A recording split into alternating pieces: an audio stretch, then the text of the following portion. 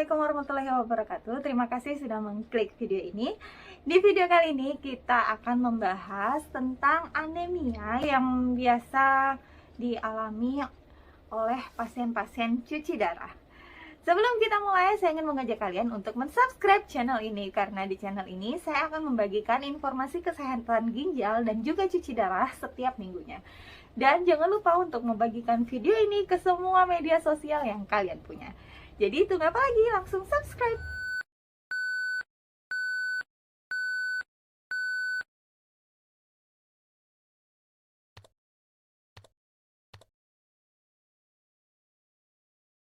Anemia. Tentu tidak asing lagi ya kita dengan mendengar kata-kata anemia. Anemia adalah suatu kondisi di mana kadar Hb atau hemoglobin kita itu di bawah normal. Nah, hal ini sering sekali terjadi pada pasien-pasien cuci darah.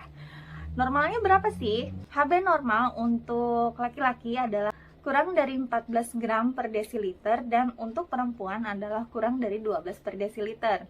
Sedangkan untuk pasien-pasien cuci darah, Hb10 itu sudah sangat amat baik. Namun, ketika pasien-pasien cuci darah itu memiliki Hb kurang dari 10, yaitu misal kurang dari 7,5, maka disitulah dia membutuhkan yang namanya transfusi darah. Sekarang kita lanjut ya. Apa saja sih sebenarnya hal-hal yang membantu dalam pembentukan hemoglobin atau Hb? Yang pertama adalah umur Hb itu sendiri atau umur hemoglobin sendiri. Pada orang normal, biasanya umur Hb itu sekitaran 120 hari atau 3 bulan. Namun, pada pasien cuci darah biasanya ketika umurnya itu belum sampai 3 bulan, dia cenderung mati duluan atau dia harusnya beregenerasi dalam waktu 3 bulan, tapi umurnya belum 3 bulan dia sudah mati. Jadi dia belum siap untuk hidup. Dia belum siap pasukan baru, pasukan namanya sudah mati. Jadi disitulah sesi atau jeda di mana dia Hb-nya turun. Hal itu dikarenakan biasanya karena penumpukan racun sendiri di dalam tubuh. Kemudian faktor selanjutnya adalah faktor zat besi, kemudian faktor asam folat, faktor vitamin B12, dan juga faktor hormon eritropoietin. Lalu pertanyaan selanjutnya adalah kenapa ya pasien-pasien cuci darah itu gampang banget anemia? Yang pertama adalah karena si ginjalnya itu sendiri. Ginjalnya itu sendiri rusak, yang dimana ginjal itu berfungsi untuk mengeluarkan hormon yang namanya hormon eritropoietin. Yang dimana hormon eritropoietin ini membantu dalam pembentukan hemoglobin. Kemudian faktor yang kedua adalah karena makanan yang dibatasin. Kita tahu ya, banyak sekali makanan yang dibatasin untuk pasien-pasien cuci darah. Nggak boleh makan ini, nggak boleh makan itu. Buah-buahan tentu nggak boleh. Kacang-kacangan juga nggak boleh, dimana buah dan kacang itu sebenarnya banyak mengandung vitamin, banyak mengandung asam folat.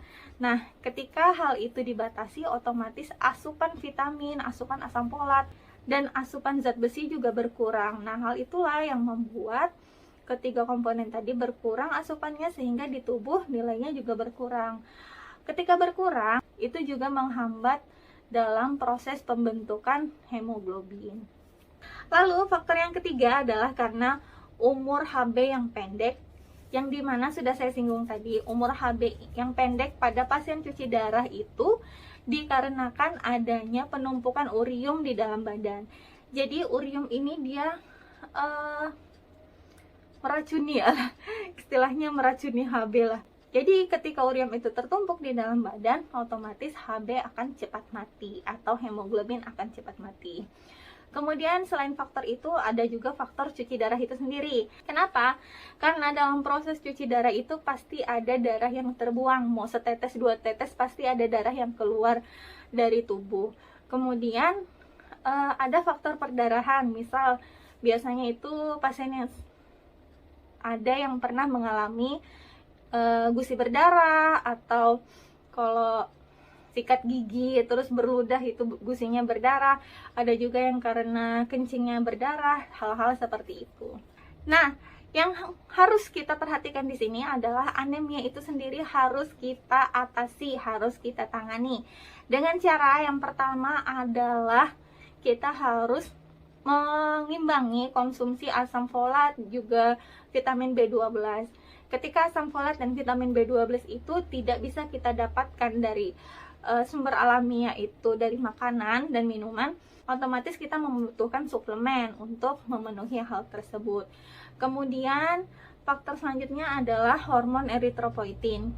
Ketika si ginjal itu sudah tidak dapat membentuk hormon eritropoietin, berarti si pasien cuci darah itu juga membutuhkan hormon eritropoietin dari luar. Biasanya itu dalam bentuk suntikan. Biasa kita lihat banyak banget merek dagang dari hormon eritropoietin. Kemudian dengan kita bisa mengimbangi hal-hal yang tadi, hormon eritropoietinnya tercapai dengan baik. Kemudian vitamin B12-nya kita masukkan, kita makan, vitamin asam folatnya juga masuk. Diharapkan nanti itu akan membantu dalam proses pembentukan HB atau hemoglobin. Kenapa sih kita harus menangani atau mencegah gitu ya yang namanya anemia? Yang pertama adalah untuk mencegah transfusi darah yang terlalu sering. Dimana ketika kita sering melakukan transfusi darah, di video sebelum ini saya pernah menyinggung tentang kulit hitam pada pasien cuci darah. Nah, itu dikarenakan seringnya transfusi darah, dimana dalam satu kantong darah itu biasanya didapatkan 200 mg atau 200 gram, saya lupa, zat besi, dimana zat besi itu yang kita butuhkan tidak sebanyak itu. Jadi ketika zat besi itu terlalu banyak di dalam tubuh akan merespon dengan mencadangkannya. Jadi dibikin cadangan nih. Ketika cadangannya itu banyak, numpuk, hal itu membuat kulit menjadi hitam. Untuk lebih jelasnya saya sudah menjelaskan detail banget di video tips mengatasi kulit hitam pada pasien cuci darah. Kemudian tujuan selanjutnya adalah agar pasien itu tidak mengalami yang namanya gejala-gejala anemia seperti lemes, kemudian pusing, sesak napas, nyeri otot, serta tujuan yang paling utama adalah untuk meningkatkan kualitas hidup pasien. Oke, segitu aja video dari saya kali ini, semoga bermanfaat. Jika ada saran saya ingin membahas suatu masalah apa tentang cuci darah maupun kesehatan lainnya, silahkan tulis di kolom komentar. Terima kasih sudah menonton video ini. Wassalamualaikum warahmatullahi wabarakatuh.